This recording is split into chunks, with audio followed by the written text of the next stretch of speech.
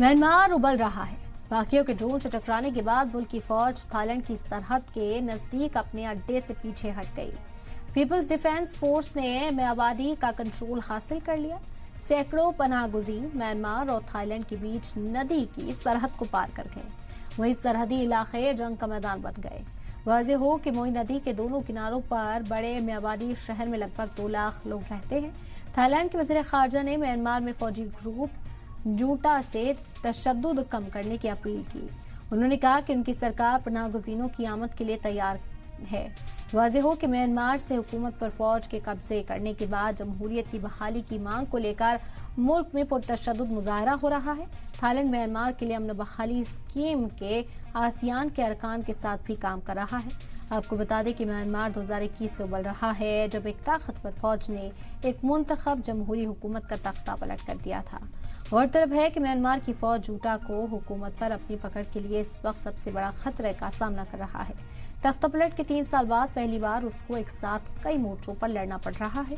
बीते कुछ हफ्तों में पावरफुल आर्म्ड रेबल्स नए हमले के लिए रेजिस्टिंग फोर्सेस के साथ शामिल हो गए, जिसके बाद जूटा की कमजोरियां खुलकर सामने आई।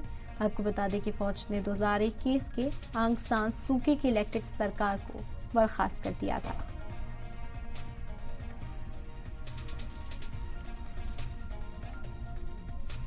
तो म्यांमार इस वक्त उबलता हुआ नजर आ रहा है। बाकियों के ड्रोन से टकराने के बाद मुल्क की फौज थाईलैंड की सरहद के नजदीक अपने अड्डे से पीछे हट गई है। पीपल्स डिफेंस फोर्स ने म्यावाडी का कंट्रोल हासिल कर लिया। सैकड़ों पनाहगुज़ीन म्यांमार और थाईलैंड के बीच नदी की सरहद को पार कर गए। वहीं सरहदी इलाके जंग के मैदान बन गए। वाज़ेह हो कि मोई नदी के दोनों किनारों पर बसे म्यावाडी शहर के लगभग 2 लाख लोग हैं। थाईलैंड के वज़ीर ख़ारजा ने म्यांमार में फौजी ग्रुप जूटा से तशद्दुद कम करने की भी अपील की।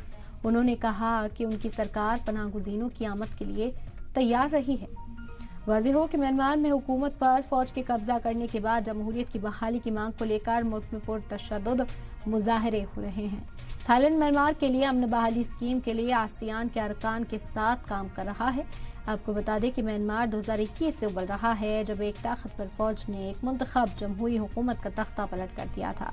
गौरतलब हो कि म्यांमार की फौज जूटों पर हुकूमत पर अपनी पकड़ के लिए इस वक्त सबसे बड़े खतरे का सामना कर रही है। तख्ता पलट के 3 साल के बाद पहली बार उसको एक साथ कई मोर्चों पर लड़ना पड़ रहा है। बीते कुछ हफ्तों में पावरफुल आर्म्ड रेबल्स नए हमले के लिए रेजिस्टिंग फोर्सेस के साथ शामिल हो गए, जिसके बाद जूटा की कमजोरियां खुलकर सामने आई।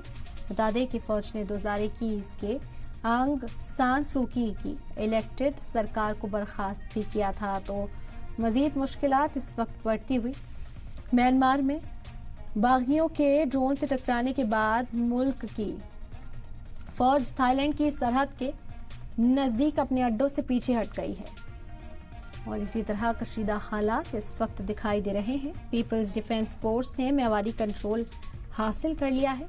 सैकड़ों पनाहगुज़ीन म्यांमार और थाईलैंड के बीच नदी की सरहद को पार कर गए हैं। हालांकि म्यांमार की ओर से कहा गया कि हमेशा ही इनका इस्तकबाल किया गया, सरहदों को खोला गया। वही सरहदी इलाका जंग का मैदान इस वक्त बन गया है। इस पूरी कार्रवाई के बाद वाज़ेह हो कि मोई नदी के दोनों किनारों पर बड़े बसे हुए जो म्यावाडी शहर के लगभग 2 लाख लोग हैं, उनमें भी कशीदगी इस वक्त देखी जा सकती है। थाईलैंड के वज़ीर ख़ारजा ने म्यांमार के फौजी ग्रुप जूटा से तशद्दुद कम करने की भी अपील की, ताकि हालात को पुरसुकून बनाया जा सके और इस कशीदगी को कम किया जा सके। वज़ीर ख़ारजा ने म्यांमार में फौजी ग्रुप जूटा से तशद्दुद कम करने को कहा है। उन्होंने साथ ही साथ ये भी कहा कि सरकार पनाहगुज़ीनों की आमद के लिए तैयार है। वाज़ेह हो कि म्यांमार में हुकूमत पर फौज के कब्जा करने के बाद जमहूरियत की बहाली की मांग को लेकर मुल्क में पुरतशद्दुद मुजाहरा भी हो रहा है। थाईलैंड म्यांमार के लिए अमन बहाली स्कीम के लिए आसियान के अरकान के साथ काम कर रहा है। आपको बता दें कि म्यांमार 2021 से उबल रहा है, जब एक ताकतवर फौज ने एक मुंतखब जमहूरी हुकूमत का तख्ता पलट कर दिया था। वाज़ेह हो कि म्यांमार की फौज जूटों को हुकूमत पर अपनी पकड़ के लिए इस वक्त सबसे बड़ा खतरा भी मान रही है।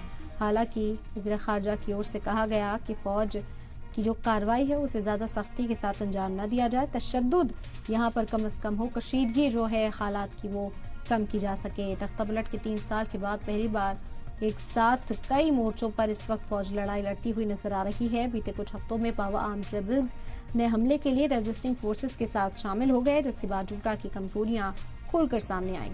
आपको बता दें कि फौज ने 2021 के आंग सान सू की इलेक्टेड सरकार को बर्खास्त कर दिया था।